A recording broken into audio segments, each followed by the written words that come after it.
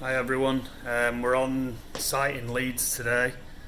We're just doing the final touches for the temporary tank which we've built last week. It gives us a nominal capacity of 4,000 litres.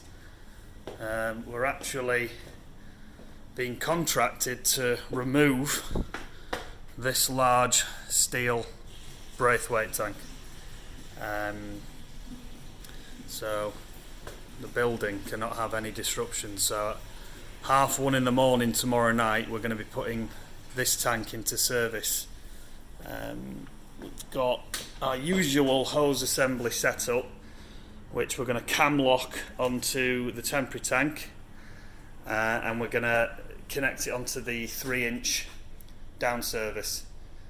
So what we're probably going to do is we're going to put an express elbow on here, well, two actually, bring it along this wall, and then we're going to cut this hose assembly down, and we're going to fit this hose tail PN16 flange, which we've had specially made up, and then once the tank is in service we're going to check all the outlets in the building to make sure that there's no airlocks or problems that arise from when you do a switchover such as this.